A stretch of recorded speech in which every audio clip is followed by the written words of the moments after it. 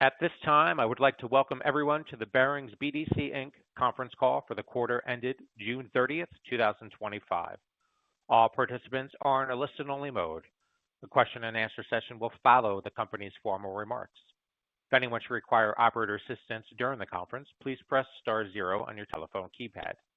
Today's call is being recorded, and a replay will be available approximately 2 hours after the conclusion of the call on the company's website at www.baringsbdc.com under the Investor Relations section. At this time, I will turn the call over to Joe Mazzoli, Head of Investor Relations for Barings BDC.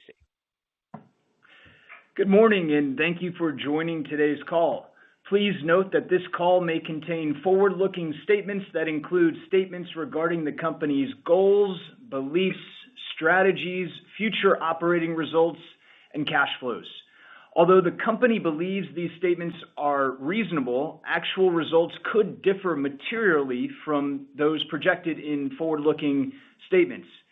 These statements are based on various underlying assumptions and are subject to numerous uncertainties and risks, including those disclosed under the sections titled Risk Factors and Forward-Looking Statements in the company's quarterly report on Form 10-Q for the quarter ended June 30th, 2025, as filed with the Securities and Exchange Commission. Barings BDC undertakes no obligation to update or revise any forward-looking statements unless required by law. I will now turn the call over to Eric Lloyd, Chief Executive Officer of Barings BDC. Thanks, Joe, and good morning, everyone. We appreciate you joining us for today's call.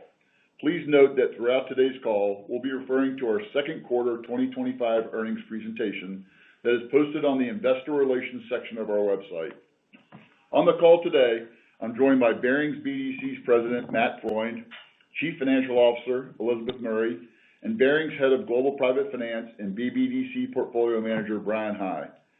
In the second quarter, BBDC delivered another strong and consistent set of results, fueled by leading credit performance and supported by the scale of our franchise. We are pleased to announce strong net investment income that was accompanied by excellent credit performance within the portfolio. Meanwhile, origination activity during the second quarter was consistent with what we experienced during the preceding period, with gross originations of nearly $200 million and net originations of $32 million. Robust deployment, combined with a benign credit environment and our focus on the top of the capital structure investments and middle market issuers, combined to serve our investors well. We focus on the core middle market due to its lower leverage and stronger risk-adjusted returns, making it the most compelling segment for BBDC and our shareholders. Further, our focus on sectors that will perform resiliently across economic environments provides an additional level of stability to our portfolio. This combination of senior secured financing solutions, core middle market focus, defensive non-cyclical sectors, and our global footprint offers our investors strong relative value and portfolio differentiation compared to the broader BDC sector. Consistent with how we defined our approach in past discussions, our portfolio strategy is outlined in greater detail on slide 6, where we show the breakdown between sponsored, non-sponsored, and platform investments in the portfolio. We continue to successfully invest across the market and deliver compelling returns for our shareholders. As Matt will touch on in a moment, we continue to maintain cautious optimism about the broader economy. The first half of the year was marked by uncertainty on a range of fronts, and we feel that BBDC is well positioned to withstand a variety of economic developments. With that said, we believe BDC investors should be more focused on alignment with the investment advisor than ever before. Private credit managers have expanded rapidly in recent years. Private equity firms have launched credit strategies.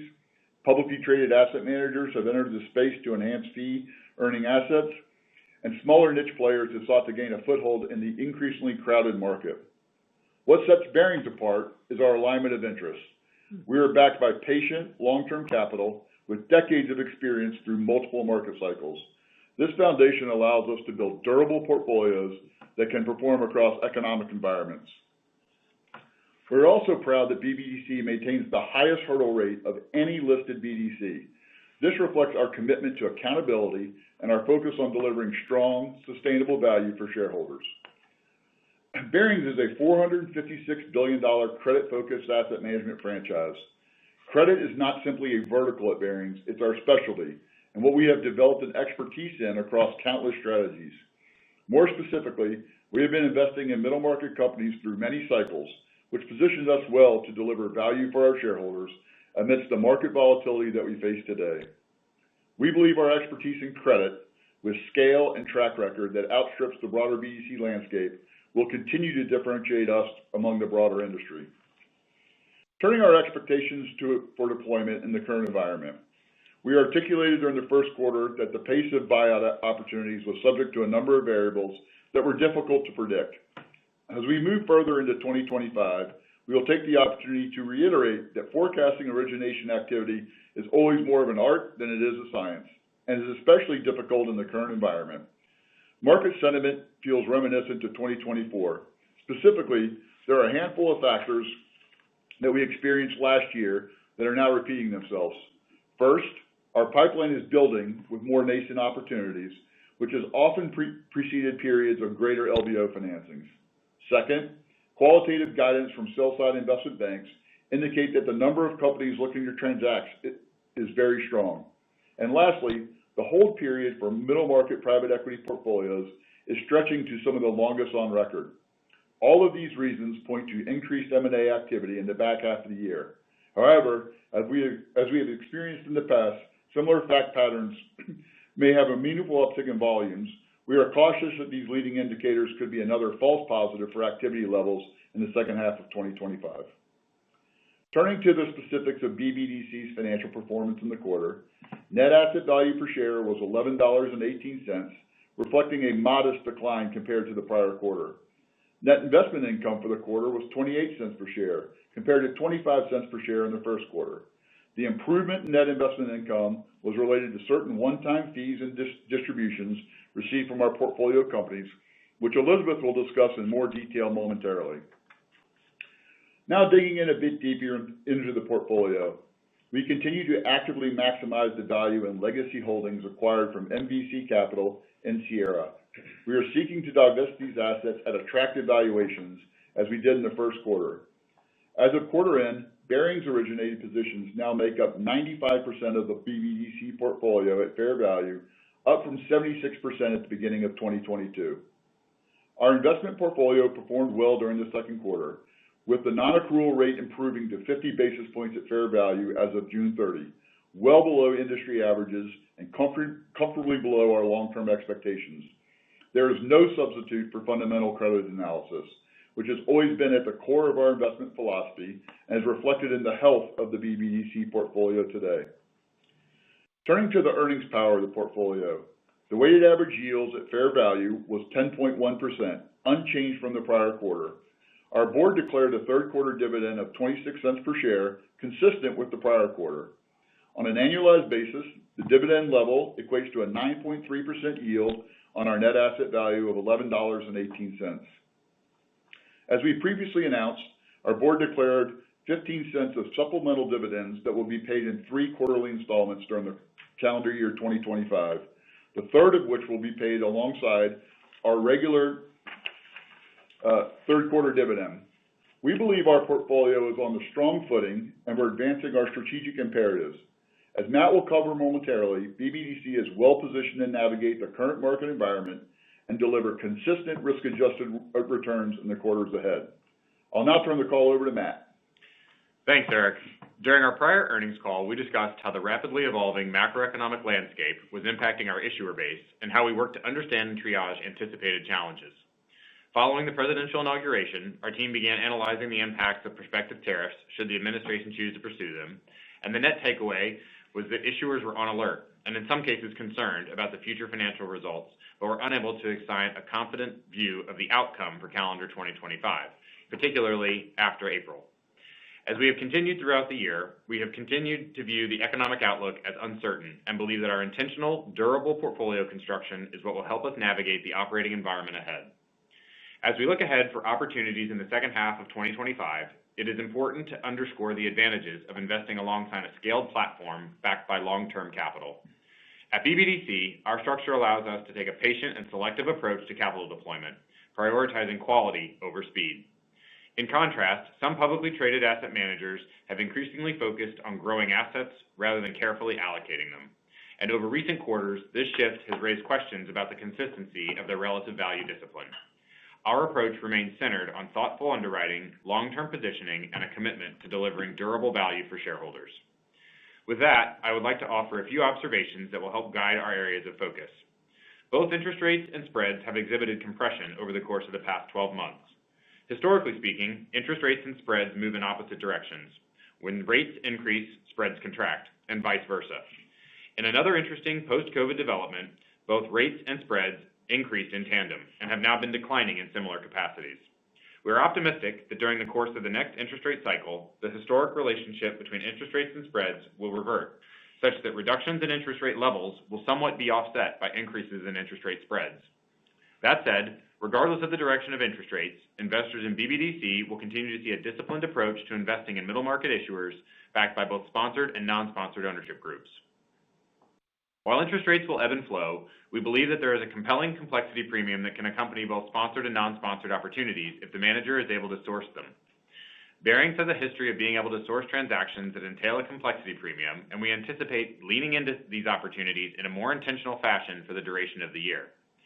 The Barings network of sourcing opportunities is vast, and BBDC shareholders are appropriately positioned to take advantage of deployment into middle market corporate issuers.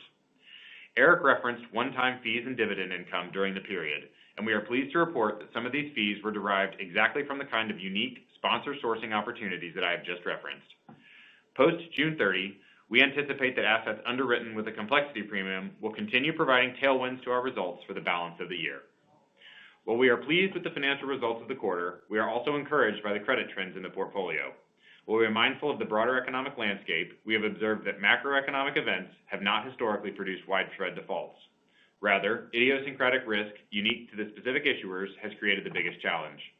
Failed acquisitions, poor management teams, and botched ERP implementations have been responsible for more underperformance in portfolios than exogenous factors. We underwrite every transaction as though we will experience a recession during our hold period and are encouraged about the positioning of the portfolio today. For this reason, we are comforted by our current non-accrual percentage among the strongest in the sector, the small percentage of PIK, again, leading in the industry, and a very small number of risk-rated 5 issuers in the BBDC portfolio.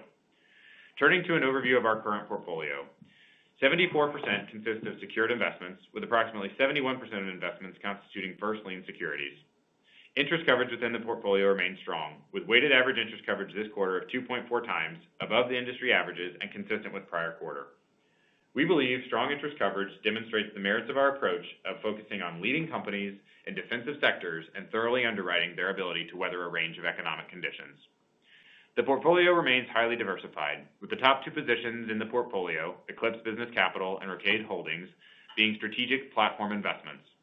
These investments provide BBDC shareholders with access to differentiated, compelling opportunities to invest in asset-backed loans and litigation funding solutions, 2 specialized areas we believe provide attractive total return and diversification benefits. Turning briefly to portfolio quality, risk ratings exhibited positive movement during the quarter as our issuers exhibiting the most stress, classified as risk ratings 4 and 5, were 7% on a combined basis as compared to 8% in the immediately preceding quarter.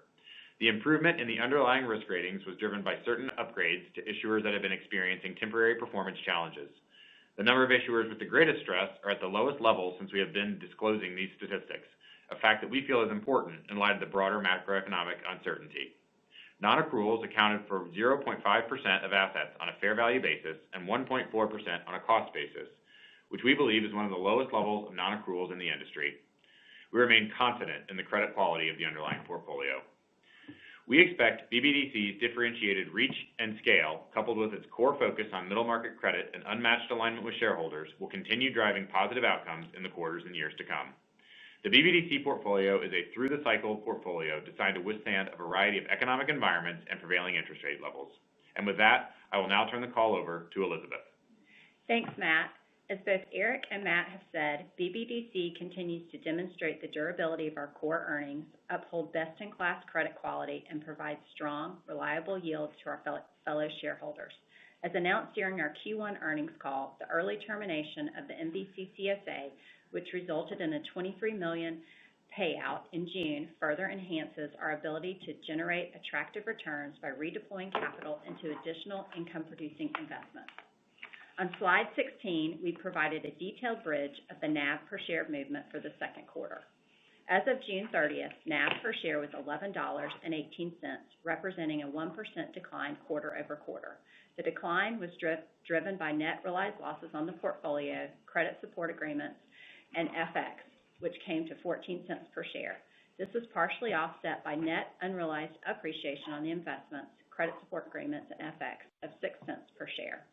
The net realized loss on the portfolio was primarily due to the exit of the Black Angus position. However, this was largely offset by the reversal of unrealized depreciation and was covered by the Sierra CSA. The valuation of the Sierra credit support agreement increased by approximately $6.4 million from $44.8 million in the first quarter to $51.2 million as of June 30th.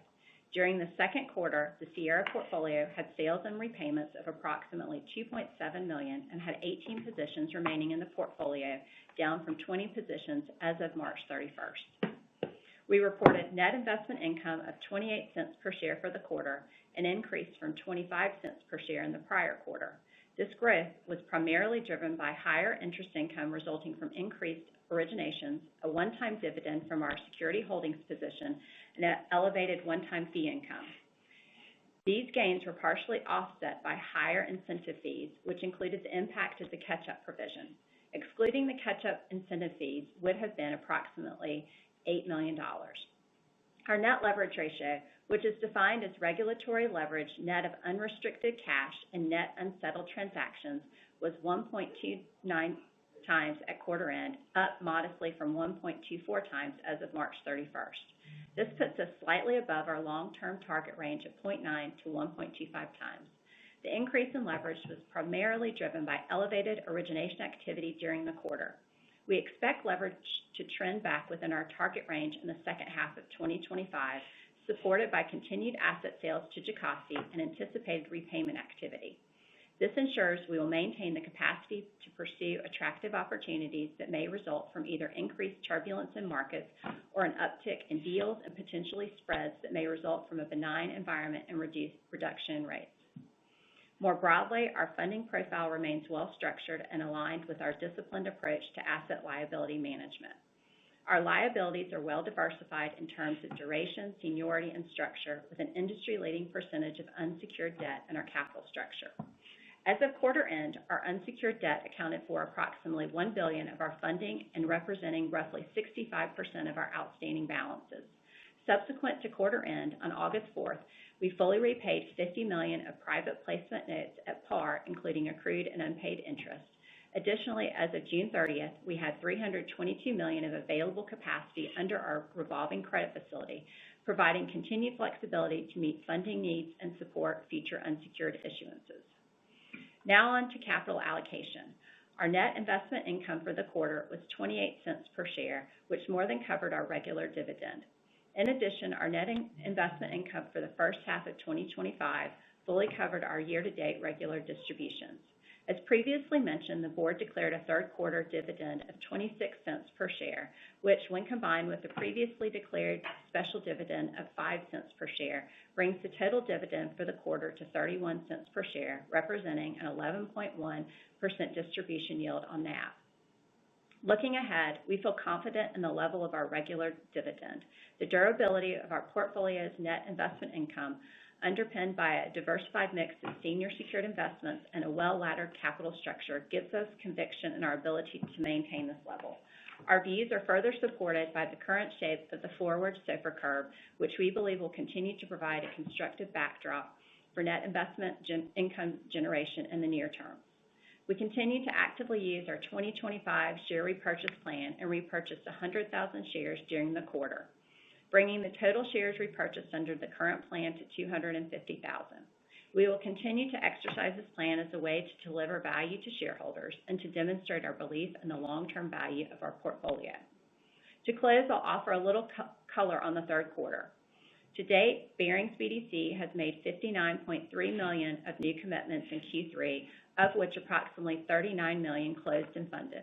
Our overall liquidity remains strong with over $322 million of available capital at quarter end, and we are well positioned to navigate uncertain market conditions and be a reliable capital partner to sponsors and borrowers through such uncertainty, which we expect will result in compelling investment opportunities for us to pursue on behalf of BBDC shareholders. With that, I would like to open the call up for questions. Thank you. We will now be conducting a question and answer session. If you would like to ask a question, please press star one on your telephone keypad. A confirmation tone will indicate your line is in the question queue.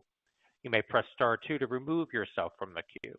For participants using speaker equipment, it may be necessary to pick up your handset before pressing the star keys.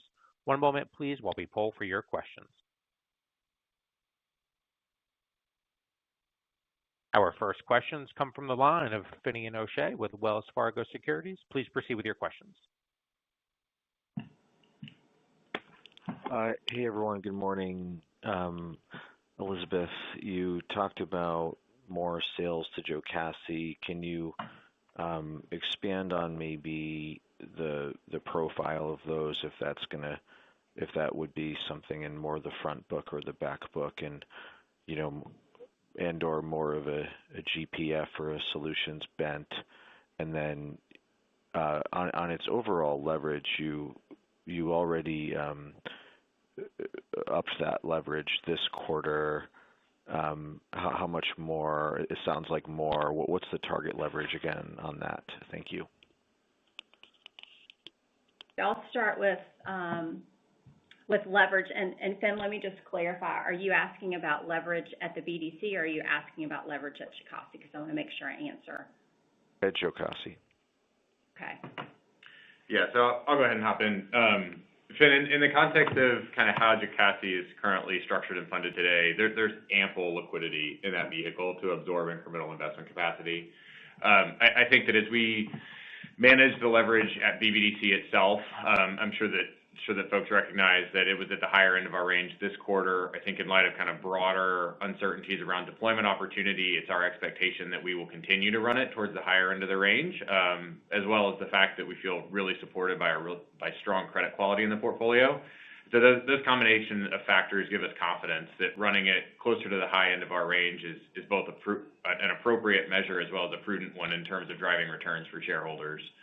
As we think about the investment capacity actually in the JV vehicle itself, I can report that it has ample capacity to absorb incremental investments. And you referenced kind of the front book or the back book. We think about portfolio construction in Jocassee the same way we think about it throughout all of our portfolios. So we're looking to drive diversification both from kind of an underlying industry perspective. We're looking to drive it from a vintage perspective. We're looking to drive it from a yield perspective where appropriate. And so it's hard to say that it's going to largely be transfers of kind of recent vintage versus older vintage. I would anticipate it'll be a mix of all of the above.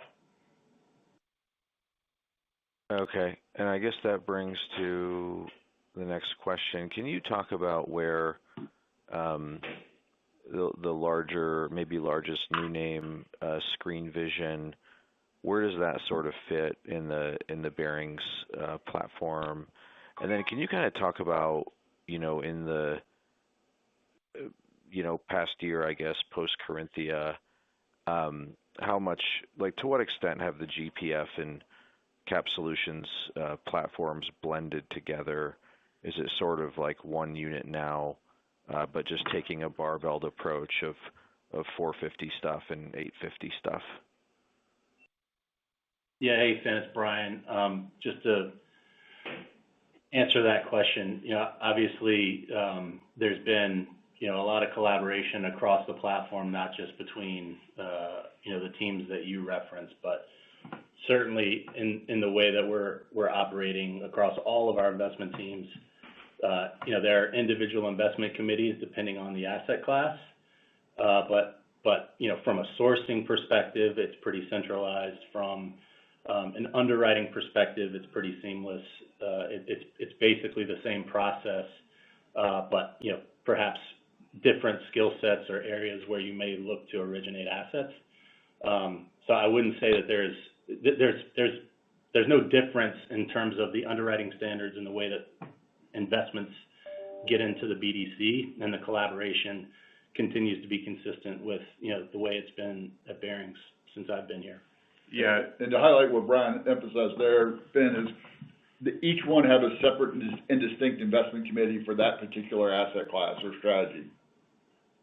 And the only thing I would add specific to the issuer, Finn, is that, in a small world phenomenon, that asset that you noted was actually reviewed by myself years ago. We ultimately lost it due to a financing situation that just got too tight. And so it's a name that's been familiar to Barings for a long time. And I think that the fact that it's a sponsored first lien position kind of fits a number of pools of capital within our organization. Isn't it? It's first lien and second lien, right? Yep. Okay, interesting. But yeah, thanks for the color. It's very helpful, and congrats on the quarter. Thanks. Thanks, Ben. Thank you. Our next questions come from the line of Ellie Schetz with Raymond James. Please proceed with your questions.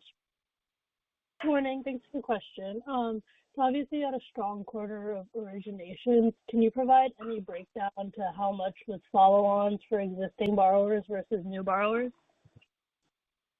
Yeah, so across the franchise, the number that over the course of the past quarter has been between 60 and 70%, depending on the underlying portfolio. And I think that BBDC falls kind of squarely within that within that range for this quarter. Got it. And how is the pipeline looking after the second quarter close? I know repayments were kind of high this quarter. Are they still going to be in that range? Are they down? Yeah, but in referencing Eric's commentary, we have reasons to feel very optimistic around forward visibility on origination, and so we're certainly hopeful that deployment trends will continue to be very attractive. That said, again, in keeping with Eric's comments, the fact is that this is the same profile of an economic outlook that we had a year ago and candidly 2 years ago. And so we want to be careful around kind of booking these originations before they actually materialize. I think that one of the overriding principles that we think about on the portfolio management front for BBDC will be to keep the portfolio invested in high quality credits. It's a very granular portfolio, and so even to the extent we start having repayments, I don't think that we have any concerns around delivering strong return through the balance of 2025. Okay, got it. That's helpful. And with all your new originations this quarter, how does the yield on those compare to the overall yield was, I think, 10.1%? Was it higher or lower or kind of in the same range? Yep, it was about, on the weighted average yield for new issuance this quarter was about 10 basis points than the overall portfolio. It was 10 basis points higher than the overall portfolio. So call it 10.2 on a fair value basis against the current portfolio, it's 10.1. Okay. Got it. And then one more quick one. You previously sized tariff impact as less than 5% of the portfolio. With the recent little bit of clarity we've gotten, do you have any update there? Has it shifted at all? No.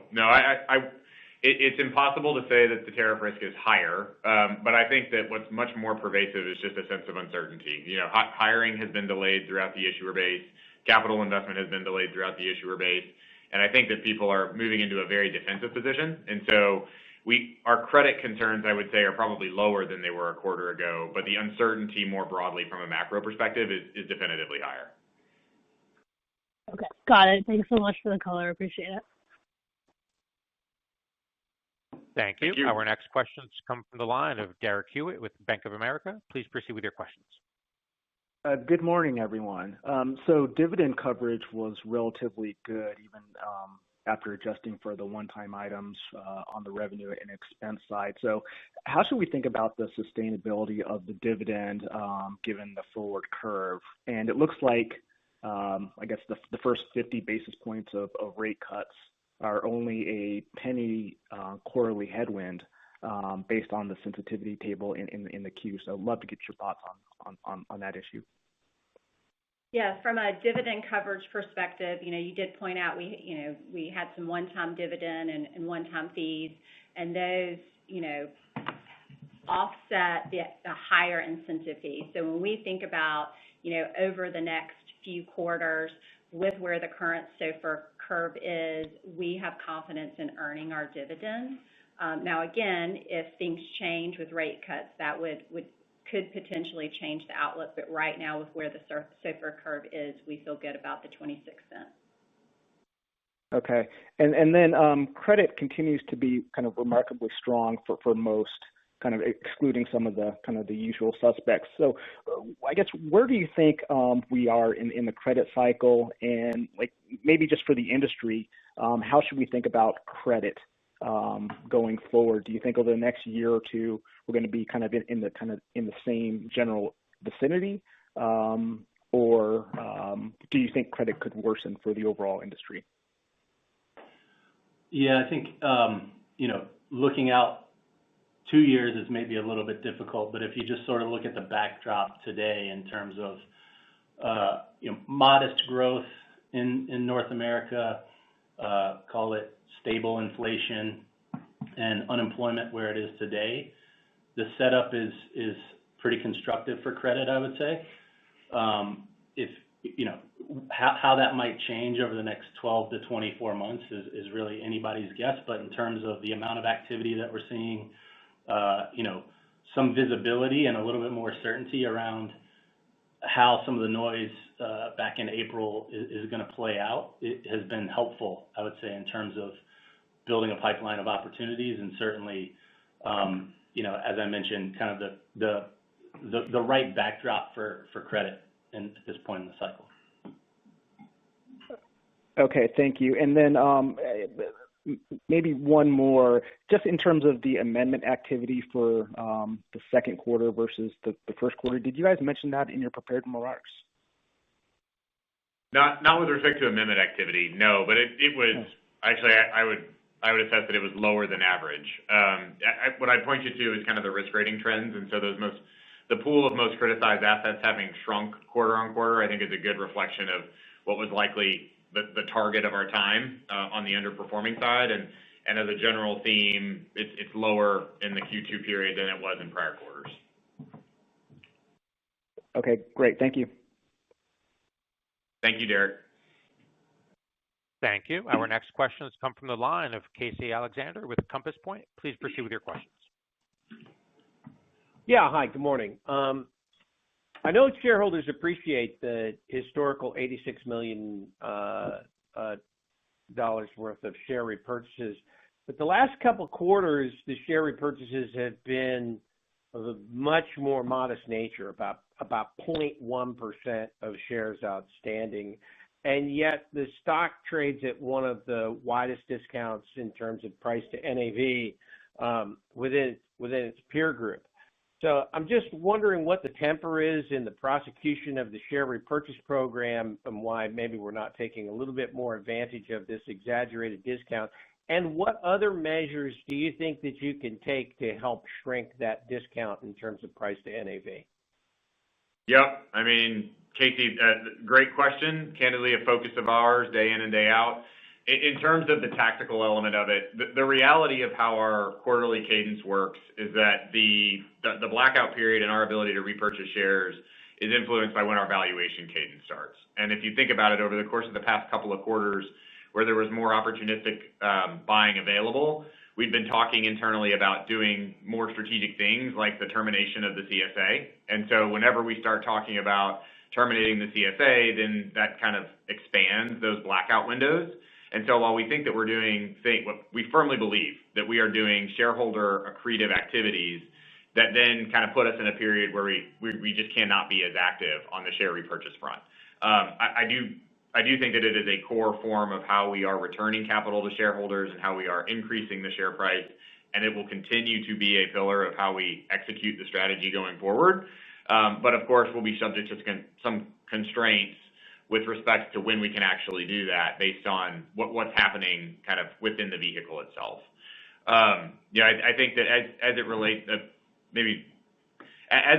to kind of our focus on narrowing the gap, I think that our long-term expectation is that we will continue to drive improvements in ROE. And as we are able to do that by rotating out of some of the non-income producing assets, I think that we're going to see a natural pull northward, where that ROE will then continue to support and justify a higher share price, and therefore narrowing the gap between NAV and the ultimate trading level. All right, thank you for that. My second question is that a number of BDCs in this reporting cycle have characterized, in fact, August specifically, as one of the busiest months in a couple of years in terms of indication of interest of new deal activity. Are you guys seeing the same thing? And how can you manage, inflow of new deals relative to a leverage ratio that's already pretty high? Yeah, look, I love the hyperbole within our industry. You just said that August has been one of the busiest months in recent memory. Well, we're only 8 days in, and this is only the first full week. And so for people to be making assessments about kind of August being a really active month, I think is just kind of an interesting data point. I would say that our pipeline is higher, for sure. If you took to the origination professionals in our business, they would echo that sentiment for sure. I think it's a little bit early in terms of calling it and to say that this will be one of the most active quarters, quote, on record. But I think that to your point, in terms of balancing deployment with the opportunities, we actually included a new slide this quarter, slide 5 in our earnings deck, that just kind of shows the capital base that's supporting our GPF franchise. And one of the reasons that we wanted to introduce this is to reflect the fact that we have very balanced forms of capital. And so we are not driven by short-term expectations to deploy, only to drive fee earning revenue. What we're going to do, and as we have always done, is that we are going to deploy capital in a measured way to ensure that these vehicles are performing in a diversified fashion for the benefit of the underlying investor. You've seen that we've run our leverage level at BBDC a little higher this quarter. That was a conscious decision that we made. I think that we will continue to run it towards the higher end of our range, but we anticipate keeping the capital deployed in assets that we feel like are very compelling, and don't anticipate any challenges doing that throughout the balance of 2025.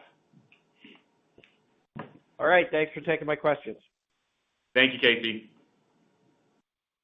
Thank you. We have reached the end of our question and answer session. I would now like to hand the call back over to Eric Lloyd for closing comments. Thank you, operator, and thank you all who participated in today's call. BBDC is well positioned to perform in today's operating environment. With strong support from our manager and decades of experience to draw from, our senior secured portfolio of global investments will continue to deliver for our fellow shareholders. We look forward to updating you further this fall. Everybody have a great weekend. Thank you. This does conclude today's teleconference. We appreciate your participation. You may disconnect your lines at this time. Enjoy the rest of your day.